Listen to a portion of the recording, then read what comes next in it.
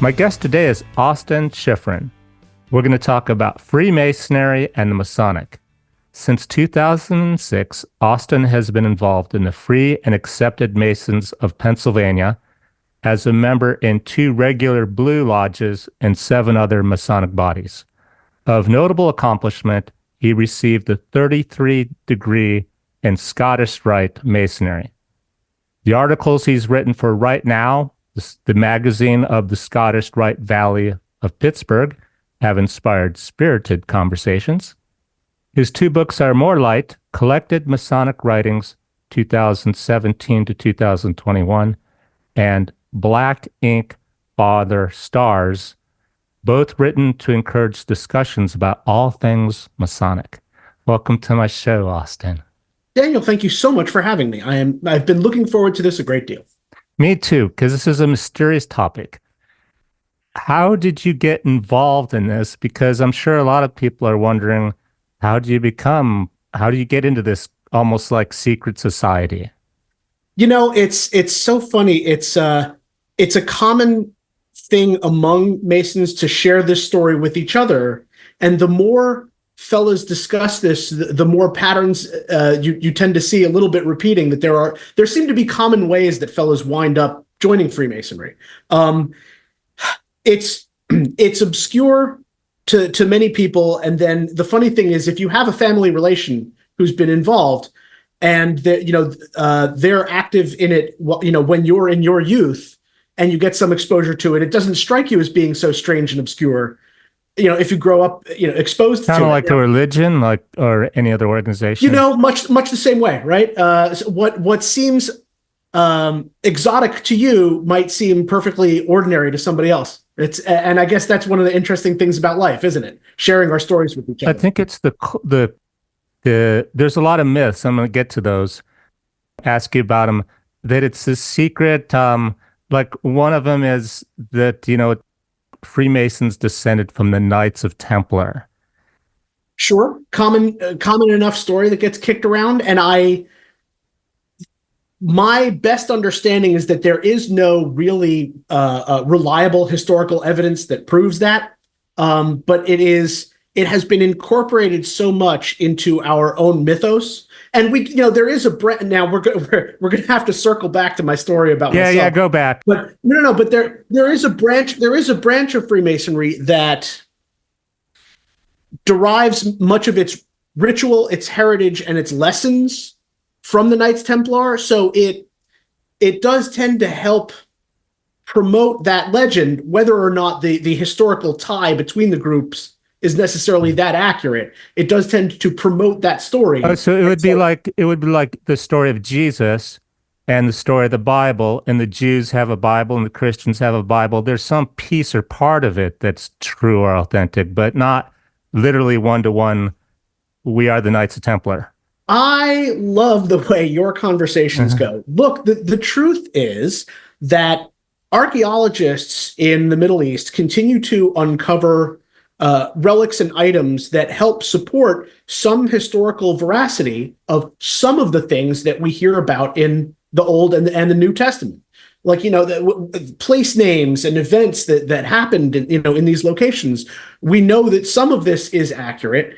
And if some of it is harder to verify, then I think a more valuable question is, does that make the stories any less important? Does it make the stories any less instructive? Don't we still gain some value in our lives by sharing these stories, whether we can prove them factually or not? Well, it's also with today's internet, statistically, if you ask AI a question, it's not the right answer. It's the most popular one that people post that will come up as the answer with AI. There's a lot of misinformation propagated. Tell me back to your story, though. Did you just wander into a meeting one day, or someone tapped you on the shoulder and go, "Hey, you want to join our club"? Not entirely. So my story is one of the variants on stories that I have in common with some of the other fellows that I've met. My grandfather was a member. I grew up in New York City, and when I was in my teens, I started to become more aware of the fact that this was something that he had been involved in. Now, he hadn't been active in a little while, by the time I was that age. But I uncovered the fact that he had been a member, and he wasn't being especially secretive about it, but because he wasn't active anymore, it wasn't something he discussed a great deal either. Is there a secret, not a secret handshake, but a code of conduct? I guess it would be like any meeting or organization. You don't talk about business outside. Is there anything like that, a rule like that? Daniel, you ask terrific questions. There is not only is there a secret handshake, there are several. You learn several as you progress through the things that you learn in this organization. There is also a code of conduct. The code of conduct dates back to the actual origins of Freemasonry. Freemasonry began most likely in the 14th or 15th century with fellows who were actually building things out of stone. A guild of people who worked in stone, right? Who were building cathedrals and towers and walls and castles and so on and so forth. And when you so this was effectively like a trade union. Okay. And when you were teaching somebody a valuable skill for a career, for one thing, you wanted to make sure that if they were to travel from their hometown to somewhere else and present them to someone else, a prospective employer, as a Mason, they needed to be able to prove that they were what they said they were. So if they approached a group of Masons elsewhere, they needed to be able to demonstrate something that they could only have learned in this union that nobody else would know. That's the reason that the group had secrets in the first place. But as far as a code of conduct, like some other organizations, this fraternity of men didn't want anybody to go out into the world and set an inferior example that would reflect poorly on the rest of the group. Mm-hmm. So not only did this union teach these men a trade, but they said, if we're going to permit you to use the label of our group to categorize yourself, if we're going to permit you to go out there and represent yourself as part of our group, we want to make sure that you are also going to be upright, well-behaved, civic, kind to others, a broad list of other characteristics. And they said, you have to promise that you're going to adhere to this because we don't want you to walk out into the world and reflect poorly on our group.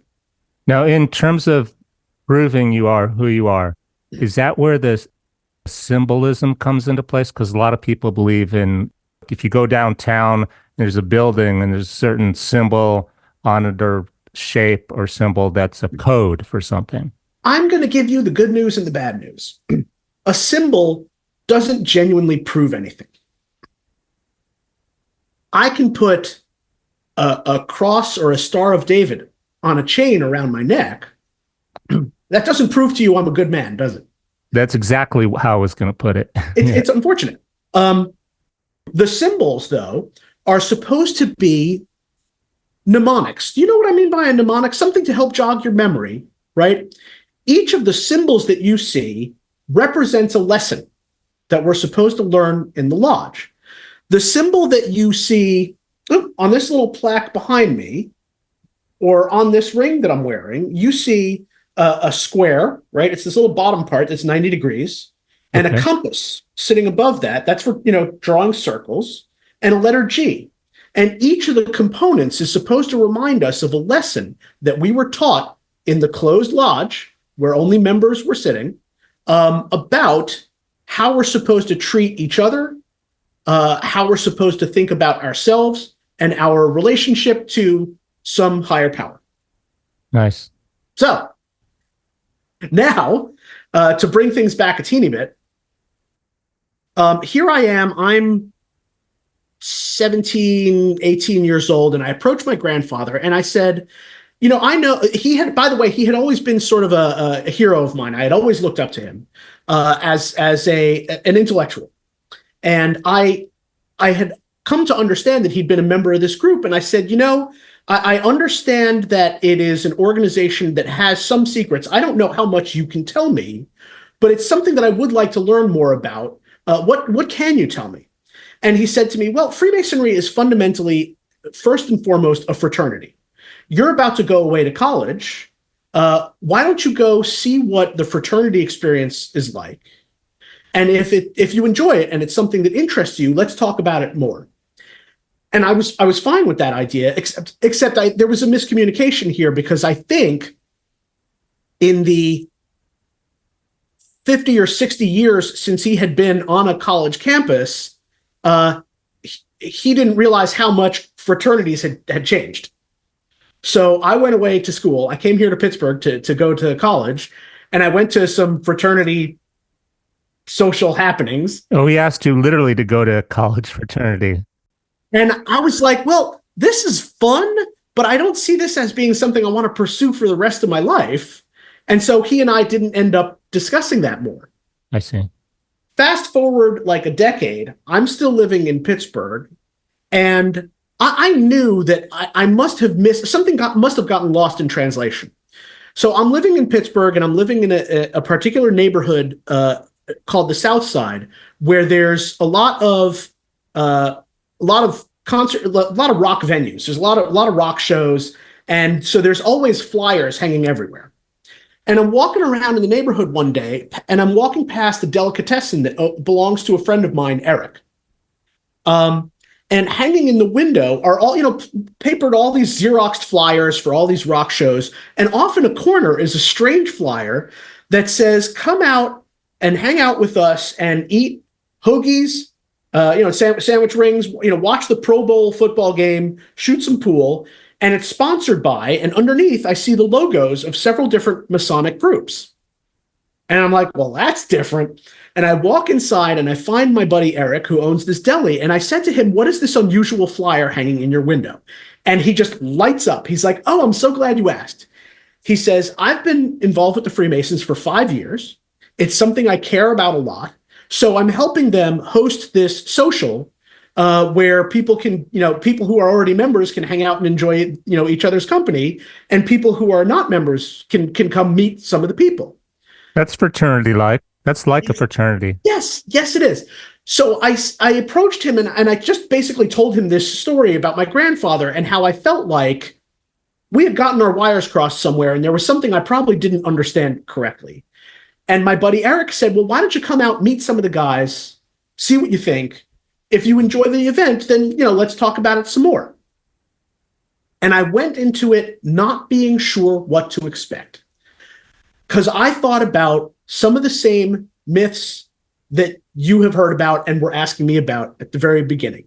Was this going to be a bunch of fat cats with cigars in a back room pulling the strings of the whole world? Was it going to be like the Stonecutters episode of The Simpsons? Or the occult, like rituals? Sure, right? These are the questions. And I get there and I was like, oh, this is a bunch of just nice, ordinary dudes.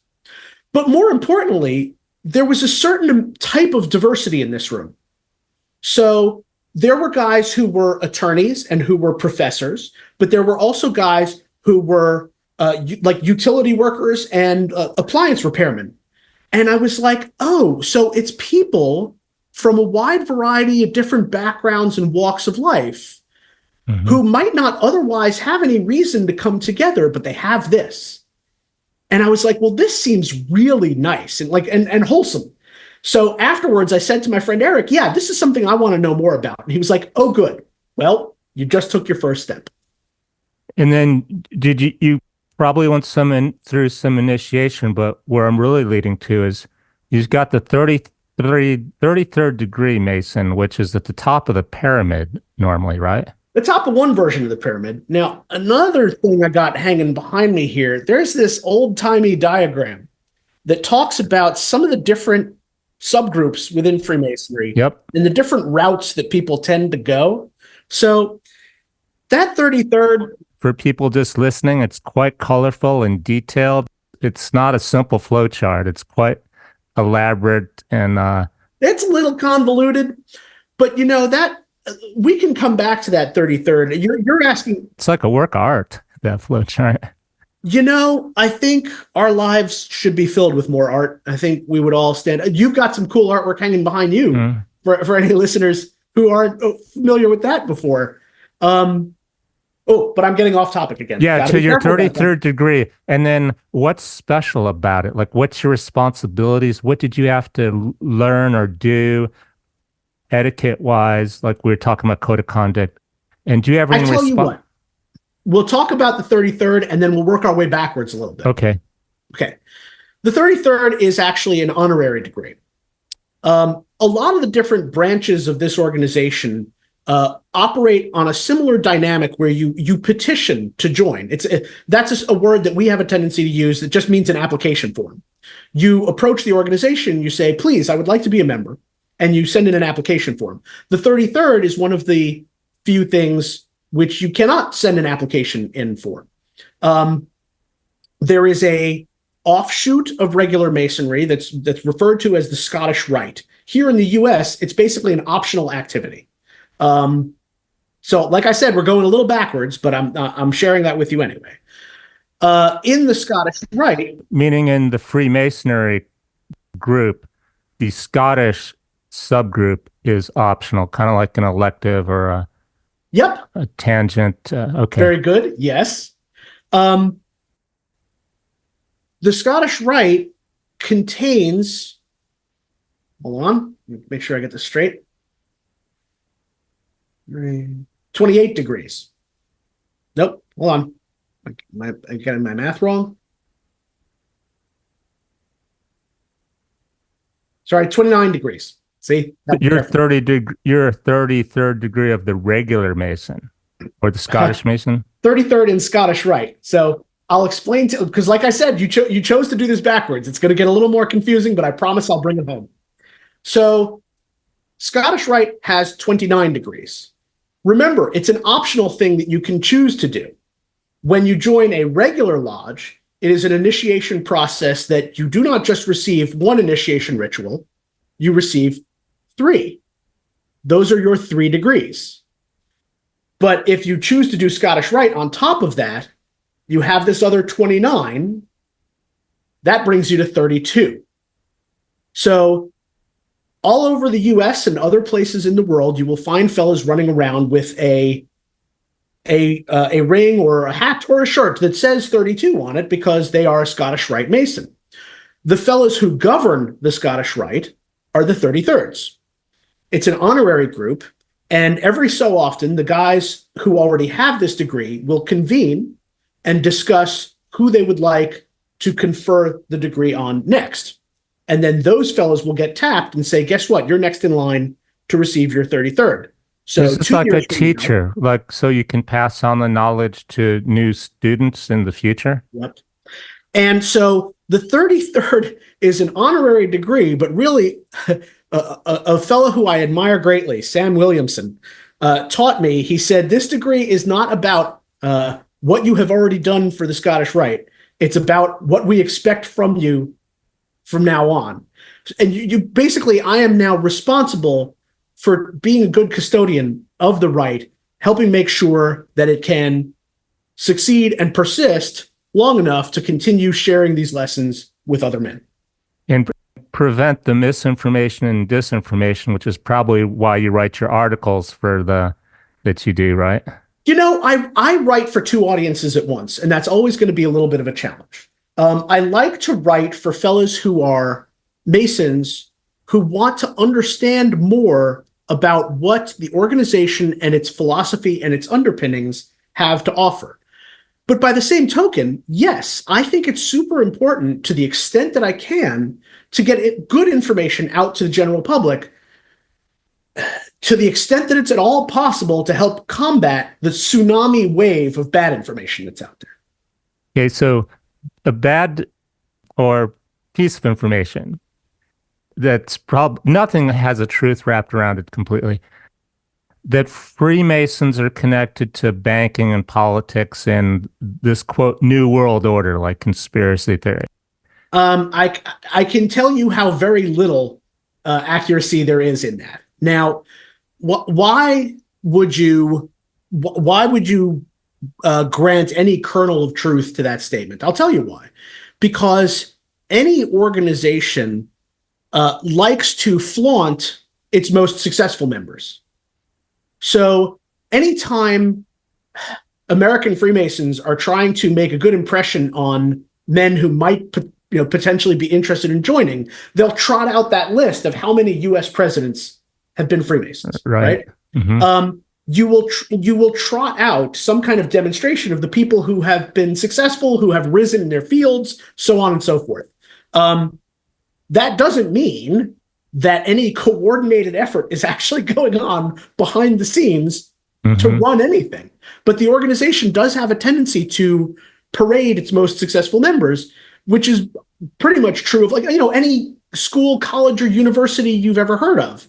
Will say, hey, look how many of our members went on to be successful in this thing or that thing.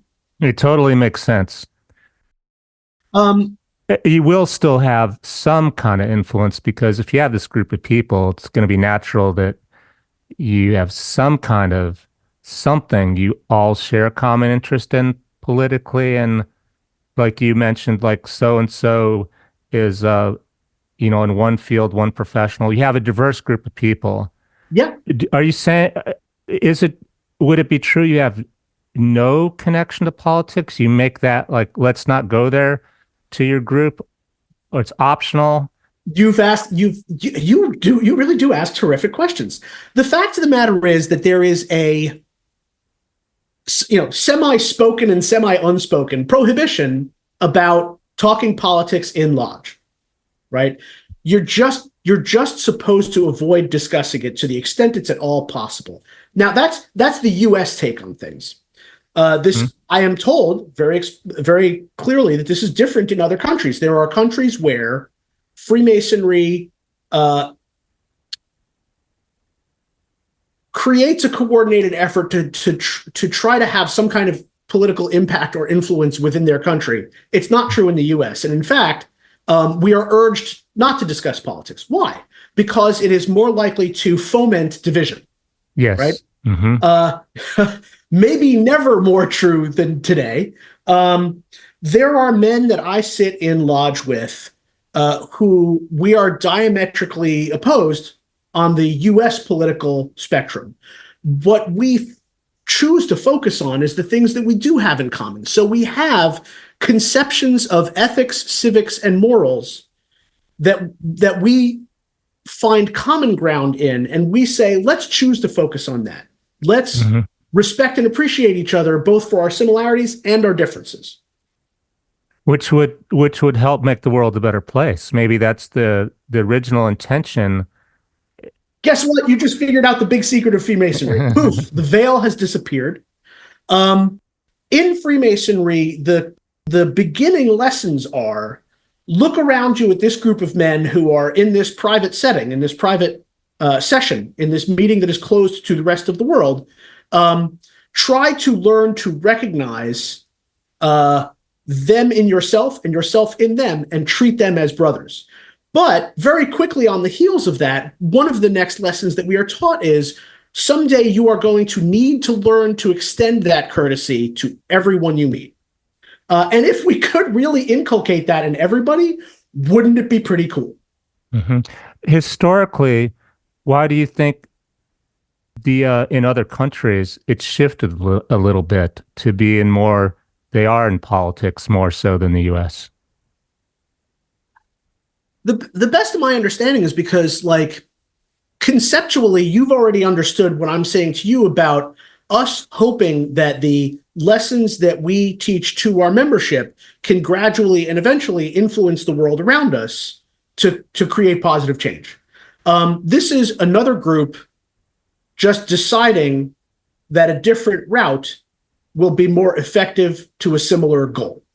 So it's up to, I think my real question was, is there a bigger group above these little groups? That's part of the, maybe a little of the conspiracy. There's a big pyramid and there's small pyramids. Is there any truth to that?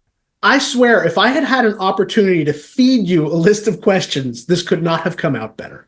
The fact of the matter is that globally, there is no single coordinating body over all of Freemasonry. In the US, it is governed separately, state by state. So an individual body of of members, like a cluster, kind of like, you would say the Boy Scouts have a troop, the Freemasons have a lodge. The word lodge is used three different ways. It's a reference to the unit or group of men who are all members under one little sub branch. So, the lodge that I belong to is number 812. We are Lodge Ad Lucem. That is our lodge. But in a lot of cases, people will also use that word to refer to the building. Oh, I was driving around in a suburb and I went past this building and it's got a square and compasses on it. That must be a lodge. But we also use that word to refer to a session of a meeting, right? It was, it's held on the fourth Monday of the month. Oh, we held lodge. So it would be grammatically correct to say the lodge held lodge at the lodge. Is there a trademark or not a patent, but some ownership to it? Daniel, that's actually one of the biggest problems we have. You can't trademark the square and compass, which means, unfortunately, that people will slap it on all sorts of things and sell it. And there is not because there is no one central authority that owns it. There is very little we can do. So each group literally is its own business entity in a sense. Well, on paper, I know about this.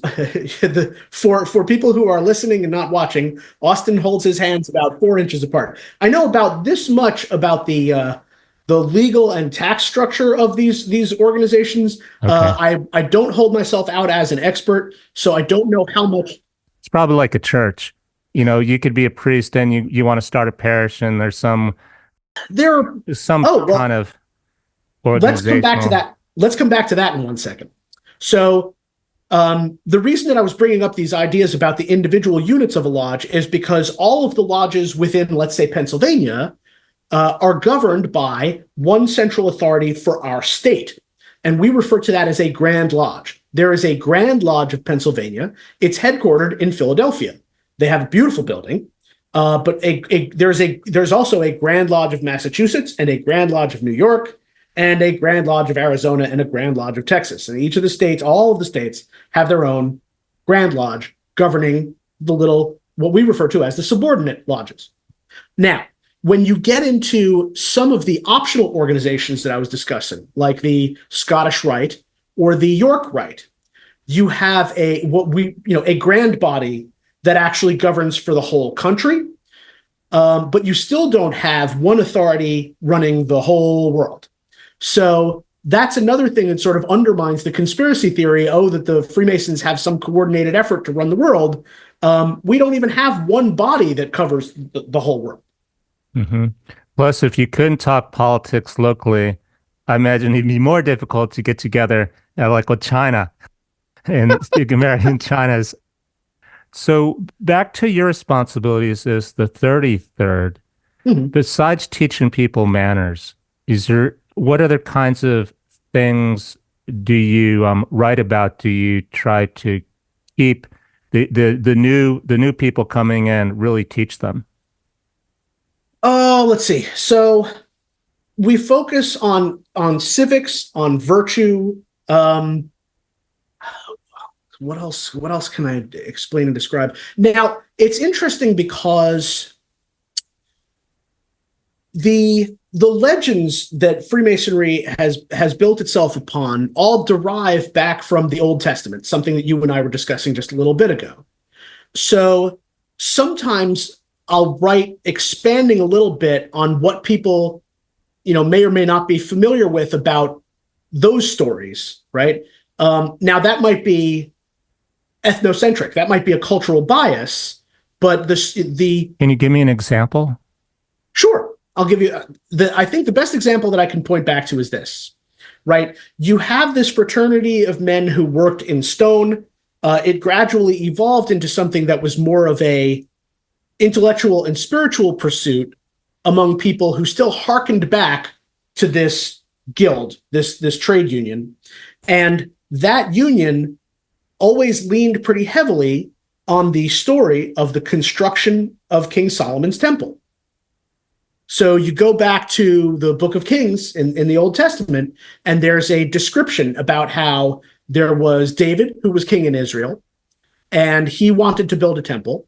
And he was advised that because he had been a warrior king, a person who had engaged in such violence, it would not be seen as favorable for him to build this important temple, but that he was promised a son. And his son Solomon would be considered qualified to build this temple. And there's a story of how all of this came to pass. And the Masons have always hearkened back to this legend where they styled themselves as the ones who were present at the construction of the temple, building this edifice. Now, do I know whether I can rustle up archaeological proof of that? I cannot. But it has always been woven into the mythos of this organization. So there's a lot to be explored and a lot to be unpacked there. That's something else that I also talk about.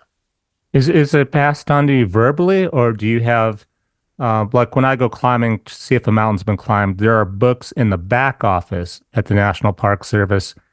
In your fraternity, do you have something like that you can reference that's not maybe on the internet?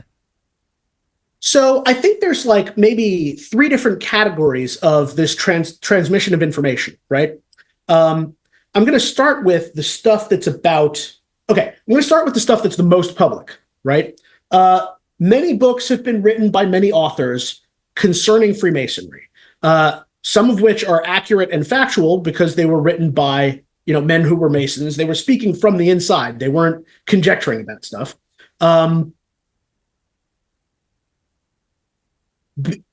It's considered perfectly legit and permissible to put things into writing that are not considered part of the essential secrets, right? The essential secrets really boil down to what I refer to as the modes of recognition.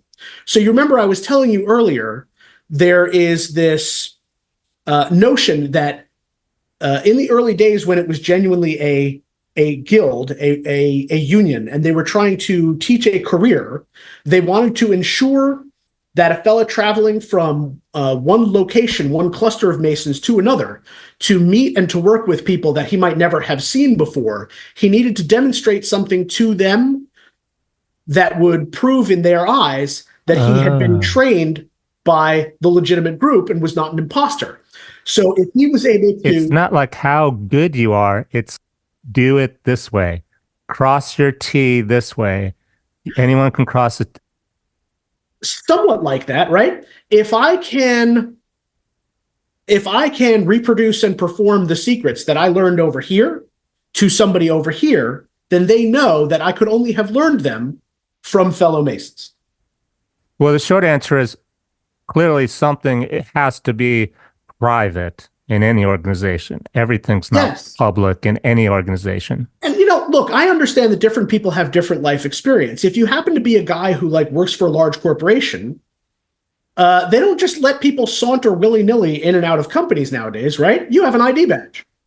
Well, even the vice president doesn't have access to some of the things the president of a corporation does, or the CFO, the finance officer. Yes, right. Even the leadership has different levels of hierarchy. If you want to walk into that business, you got to take your little ID badge and you got to swipe it in a little doohickey. And then, either a siren's going to go off and they're going to throw you out of there, or something's going to go bing and they're going to let you in, right? And in an era where none of that technology existed, someone else needed to prove their bona fides. They needed to be able to demonstrate to somebody, I belong here. Mm-hmm. I'm getting off track. So no, you're still on track. Now, also, by the way, they must really trust you. You're the 30th for your level that you got awarded. They must really trust you with. You raise a perfectly good point. They do. And why would they come to that conclusion? What makes them capable of trusting me? Well, it's almost 2 decades of service to the organization. So you are being watched when least suspecting. Right. And the fact of the matter is, guys who are already in these leadership positions in this other echelon are observing your commitment, your dedication to the organization, your willingness to go out of your way to do something positive, supportive, and constructive. And they say, well, you know what? That's the kind of person in whose hands we want to leave the future of the organization. Hmm. Yeah, not somebody like in my climbing realm. I thought I'd found the kid to be my that I could mentor. And like my secret stuff behind climbs that I was doing, climbs that hadn't been done, climbs that I would do if I lived to be old enough. And next thing I know, 6 months later, he's talking about putting everything on the internet. Oh, I'm like, that wasn't what I had in mind. Yeah. Yeah. So probably something similar.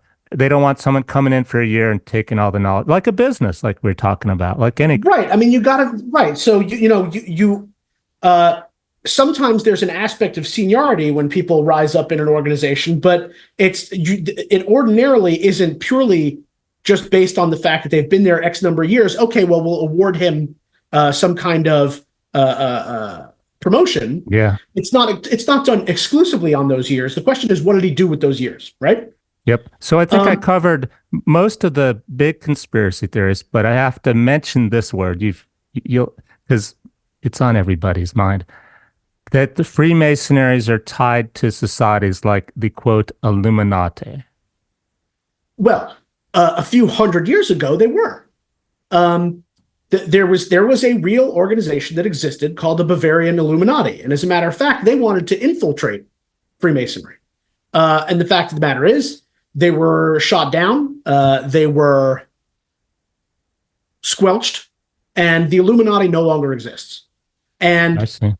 everybody likes to have a boogeyman. Everybody has to have an imaginary monster under the bed that they need to be able to point to and go, this is the cause of all the world's problems. It's fill in the Sure, blank. but I've never heard this part of the story. So they tried to infiltrate. So say I'm part of the Illuminati and I go, "Oh, I want to join your Freemasonry." But then I got to put in 20 years or 10 at least before I get anywhere.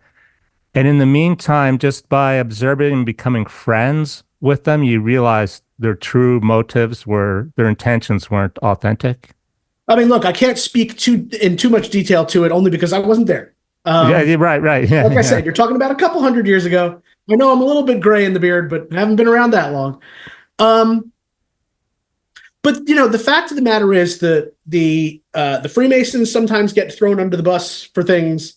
Illuminati gets trotted out of the closet for the 900th time, Yeah. because people often feel a need to be able to point to something sinister and large and overarching to explain aspects of their life that they're disappointed about, instead of maybe recognizing that there's things that they could be doing to affect positive change instead. Control. They I don't instead know, man. they want to feel they want to play victim and think somebody else is in control. There's a fair amount of that going around. Hmm. So, So wait, if we could yeah, get back to something, books, right? So it's fine to put plenty. There are many things about Freemasonry that you can put into writing without really jeopardizing anything. Now, but one of the things that you were asking was, how do people learn these lessons and how do people teach these lessons?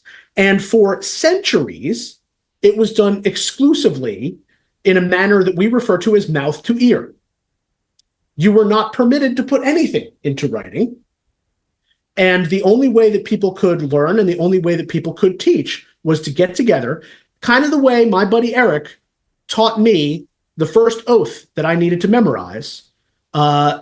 In fact, we didn't live very close to each other. We would do this on the phone. We would ensure that each of us was in a place with total privacy over the phone.